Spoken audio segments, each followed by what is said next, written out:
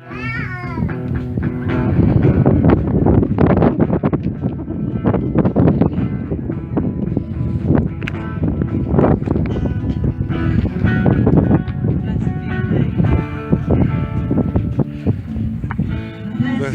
be your name, and that is plentiful. Streams of abundance flow. Blessed be your name.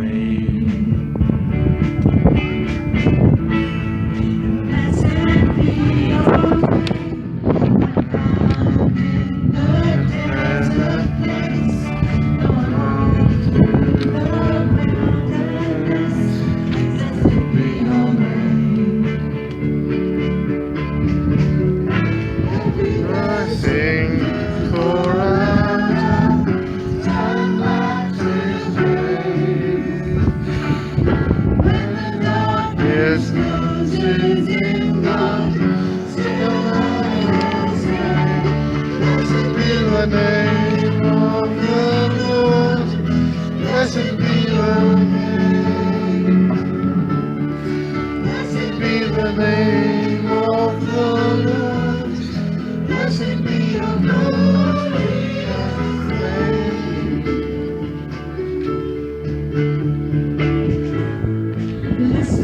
be your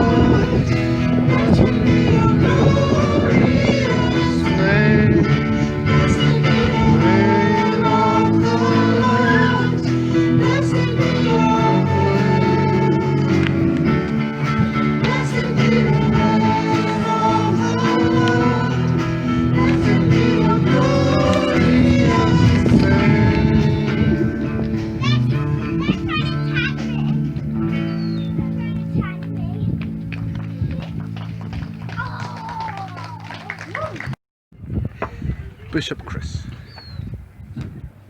Good evening, everyone. Isn't it beautiful? Have you seen the clouds? Those amazing horsetails going over us. And thank you to the band, particularly for that last song, which is one of my favourites. And I didn't know you were going to sing that, but it seems to me, as we're remembering a long time, Tony and Marion have been here more than 10 years. There were times in that 10 years which were fantastic and wonderful, and there were times that were tough and dull. And it seems to me that song's a reminder that whether what's going on around us is easy or hard, we can still choose to say, "Blessed be the name of the Lord." So that's it. I'll do it for a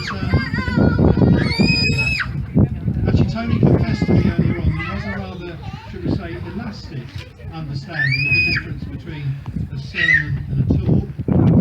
Certainly as regards social, I think confession is supposed to be good for the soul, isn't it? So maybe he's just getting in quickly. We're supposed to tell him. No. I'll let you decide which this is this evening. No, I knew the occasion that I was coming here, so I was trying to think what would be a suitable reading. So I found myself looking at Acts 20, and I commend the whole chapter to you at some point. I'm going to give you some edited highlights now.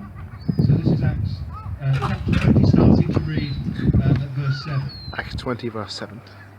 On the first day of the week, when we met to break bread, Paul was holding a discussion with them, since he intended to leave the next day.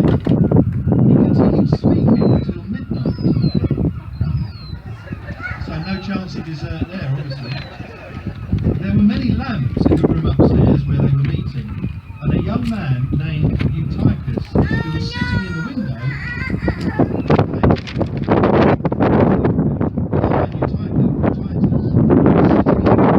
began to sing off into a deep sleep, while Paul talked still longer. Overcome by sleep, he fell to the ground 3 floors below and was picked up dead. Paul went down and bending over him took him in his arms and said, "Don't be alarmed, his life is still in it." And then Paul went upstairs and after he broke off the leaders, he continued to converse with them until dawn, and then he left. Meanwhile, they'd taken the boy away alive and not a lick of him.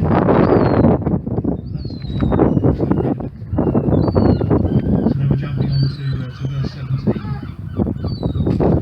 From Miletus, Paul sent a message to Ephesus. Now, Ephesus was a church where Paul had spent longer than any other place where he was, which is the same situation with Ingleby and this guy. He's never survived as long in any one place as he has with here. Anyway, Paul sent a message to Ephesus asking the elders of the church to meet him. And when they came to him, he said to them, "You know how I lived among you the entire time, from the first day that I set foot in Asia, serving the Lord with all humility and with tears, enduring the trials that came to me through the plots of the Jews. I didn't shrink from doing anything helpful, proclaiming the message to you and teaching you publicly and from house to house. And I testified both Jews and Greeks about repentance towards God and faith toward our Lord Jesus.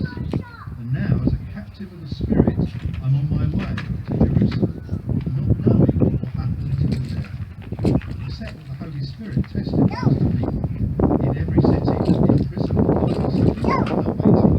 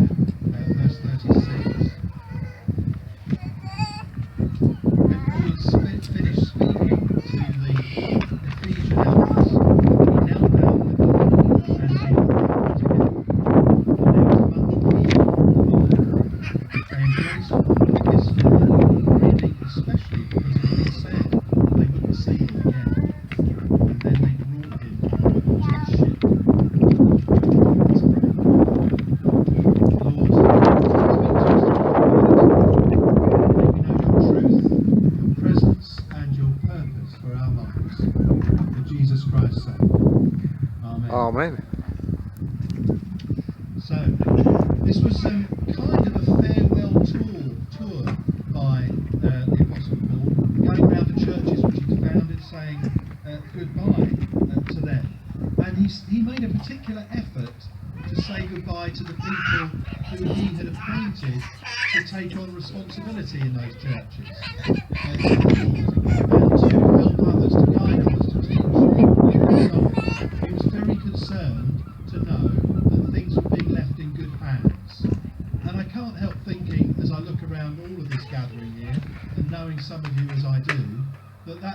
a real testament to Tony's time amongst you. That there are people of real faith and gifting and compassion and care and willingness to carry on the work that Tony has been engaged with here. As you heard, Paul spoke late into the night and people fell asleep.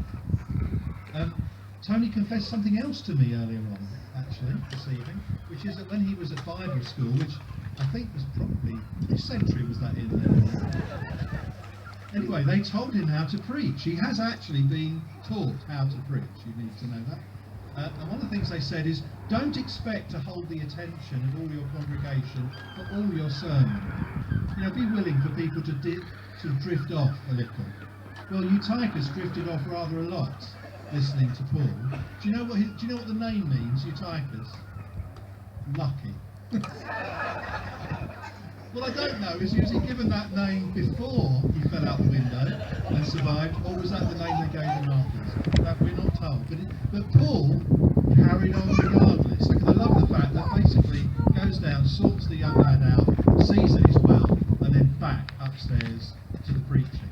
And that kind of persistence is something, again, which I know has marked Tony's ministry amongst you here. And as I said, Ephesus was the place Paul spent longer than anywhere else. And did you notice that part about, he reminded them, I preach the gospel publicly and house to house. And I know that's been a characteristic of Tony's ministry here as well. He's obviously up front a lot, but that's not all it is about, is it? He comes and sees people one-to-one. And it seems to me that's been a real blessing to many here. The public ministry, but also that private, that personal ministry as well. And those of you who are going to keep things moving forward when Tony and Marion have moved on, let me commend that to you as well. Naturally, there's a focus on making sure somebody turns up on a Sunday to lead the service and so on. That's all right and proper. I hope, the church wardens flinched when I said that, did you notice?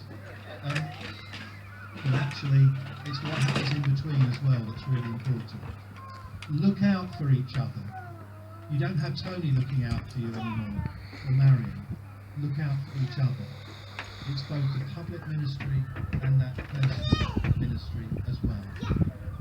Couldn't help noticing as well, Paul basically said, I'd talk to anyone who'd listen. Again, that reminded me of somebody. And then these verses, which to be honest is where this was what drew me to the chapter in the first place. When Paul spoke to this, I don't have many values to myself, if only I may finish the ministry that I received from the Lord Jesus to testify to the good news of God's grace. Finishing well is the key, is it not? We're about to enjoy the Olympics, and although there'll be quite some tension on how people start off their different events, the medals are given out for who finishes in front, who finishes first, who finishes furthest, highest, strongest, whatever it might be. Finishing well is the key. And I am so much in awe of the way that Tony is finishing this phase of his ministry. I happened to be in a meeting, in fact I know a number of you were here a while ago, talking about money, my favourite subject, not. But actually, Tony couldn't contain himself in that evening and reminded us passionately that this is not about the money, and he's absolutely right. It's about our relationship with Jesus Christ. And are we willing to recognise his lordship in every aspect of our lives? A lot better than I'm saying. You know what I mean? There was Tony in these final weeks of his time with you, passionate, sharing the good news of Jesus, challenging us all to live that to me is what finishing well really looks like. So Tony, I congratulate you on that. Something else that I was very drawn to, I think I didn't read this, no, this bit didn't make the editorial cut, but when you read the full chapter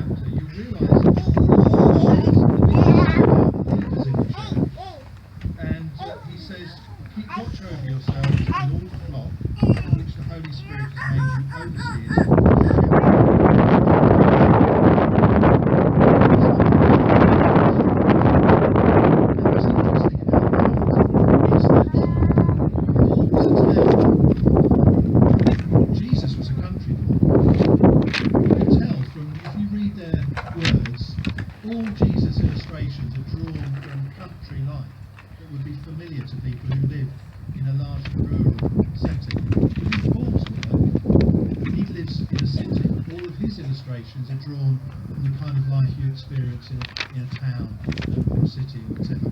One exception, this is it.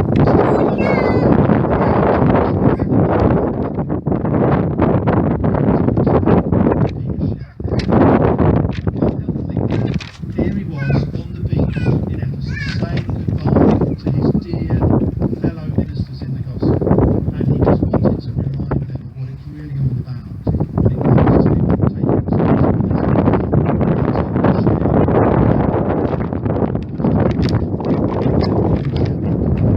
Remember, you're here for the sheep. Remember, it's about the care that we show to them. That is so important. I know that's what it's Tony's here among you. No wonder, after all that, that we're told that they were sad. I'm sure there are some of us here, at least Tony and Marion, who have really mixed feelings today. I'm so glad for them. We're sad for ourselves that we're going to be saying goodbye.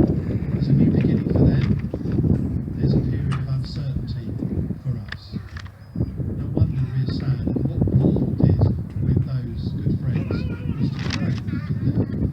And we're going to do that again ourselves here this evening. In fact, in a little bit, I think the band are going to sing another song. Is that right? Good. So the band are going to sing another song, and then we're going to pray. I'll pray, I'll lead in some prayers, but then I'm actually going to invite Tony and Marion to come forward a little. And any of you that would like to, let's gather round them and pray for them as they set out on this next stage of their journey today. That's what Paul and the Ephesian elders did as they brought him to the ship. It's the equivalent for us which we've been bringing Tony and Marion to the removal van, but maybe you can help them out on a big day. But we will have these mixed feelings. But we say farewell, confident that they go with God, confident that because of the faith that they shared with us, the life they shared with us. We'll bless them and we'll trust God to watch over this church because it's His church and the church that we can serve within. So let's sing again.